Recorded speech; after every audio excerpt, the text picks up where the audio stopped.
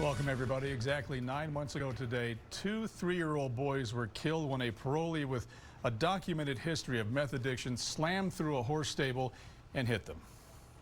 There's still days that we wake up and look for him, because that's what our life was him. Tonight, 2 News investigates uncovered failures in his supervision that could have potentially prevented this wreck. Chief investigative reporter Wendy Halloran joining us now with the story every parent should see. Wendy. Well, Mark and Heidi, this is a document the Department of Corrections doesn't want you to see. They don't want you to know that the parolee charged with killing those 2 little boys tested positive for drugs 3 weeks before the crash. He then stopped going to drug treatment completely. All the while, AP&P claims it had no clue. Odin's birthday is coming up in 2 months, and we don't really know what to do. He would be 4. He's so grumpy. He had so much love and kindness and so many things to offer this world that were robbed of him. The Ratliff family and the Jackson family. Hunter, are you having fun? Yeah. What you doing? Forever changed by the events on May 2nd of last year. A car speeding down 2300 North and 16,000 West in Eagle Mountain smashed through several fences and horse corrals at Cedar Valley Stables, instantly killing Odin Ratliff and Hunter Jackson. Prosecutors say Kent Cody Barlow was behind the wheel of that car. On parole at the time, Adult Probation and Parole was responsible for supervising him. But entries in Offender Track, AP&P's primary database we obtained from a whistleblower, show Barlow violated the terms of his parole multiple times before this deadly crash. April 2nd, 2022, Barlow did not show up for a random drug test at Wasatch Behavioral Health. April 11th, 2022, Barlow showed up for drug testing at Wasatch and was positive for amphetamines and methamphetamine.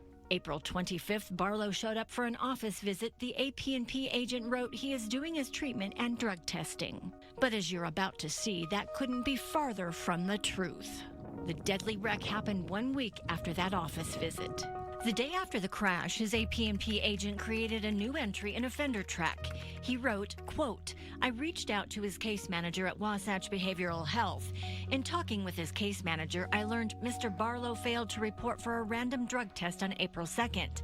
He then reported for a random drug test on April 11th. The results of this drug test showed Mr. Barlow positive for amphetamines and methamphetamine. The entry then says his case manager made multiple attempts to reach Mr. Barlow to discuss this positive UA to no avail. Mr. Barlow failed to make any further contact with treatment and discuss this positive test. The entry then says Wasatch Behavioral Health did not notify me of this positive UA until I reached out to them today, May 3rd, 2022. I reached out to the executive director of Wasatch Behavioral Health. In an email, Dr. Jurgen Korbanka wrote, Wasatch Behavioral Health has no formal agreements, contracts, or obligations to report treatment compliance to other agencies. That means Barlow tested positive for amphetamines and meth and for 21 days wasn't going to drug treatment. Adult Probation and Parole claims it had no clue and didn't check to find out. This is an outrageous situation where the left hand doesn't know what the right hand is doing. Paul Cassell is a professor of criminal law at the University of Utah and a former federal judge. It's absurd that the people doing the drug testing wouldn't be contractually obligated to immediately report when they see positive drug testing. Does it appear from what you've seen that he was properly supervised? This looks like a complete failure of supervision here. For Teresa Ratliff, it's unfathomable. The end result is I held my son dead in my arms, and no parent should ever have to go through that. No one. And if there are people who are accountable, they should be held accountable. You know, I reached out multiple times to Adult Probation and Parole and the Department of Corrections. They sent me a statement regarding contracts with treatment providers. Quote, generally, UDC does not maintain contractual agreements with specific treatment providers for services.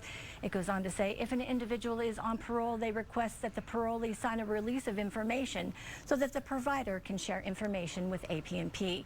Providers typically provide monthly treatment reports to AP&P.